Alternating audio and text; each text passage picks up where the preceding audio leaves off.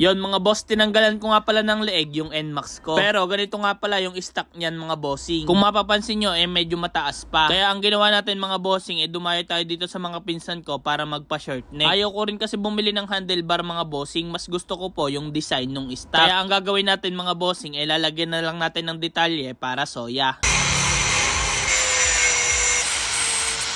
Bali, ang ginagawa pala namin dito mga bossing tabas tapos sukat. Para hindi lumabis, hindi rin kumulang. De joke lang. Para naman sa magtatanong kung para saan tong ginagawa namin, trip-trip lamang po ito. Kasi dahil ayaw ko nga ng low rise mga bossing, ibinaba ko na lang yung stock na madubela ko. Bali, eto na nga pala yung una naming naging sukat mga bossing. Medyo mataas pa siya kaya hindi pa tayo nakontento.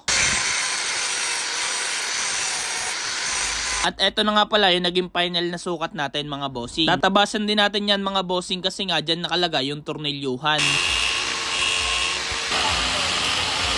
At yan mga bossing okay na agad, o diba? So yeah, wala nga rin pala naging problema sa lock niya. Kaya nung okay na mga bossing kinabit na ulit namin at eto na po yung naging resulta. Mas gumanda nga pala yung fitment niya mga bossing. Sa mga magtatanong naman kung magkano yung paggawa, depende po. Mas mura mga bossing kung kalas nyo nadadalhin yung mga motor nyo. Pero kung sila pa yung kakalas, may add ng konti. Kaya ilalagay ko na lang din sa comment section kung sino yung ipipm nyo kung trip nyo rin magpagawa. Siya yun lang mga boss, salamat po sa mga nanood. Sheesh!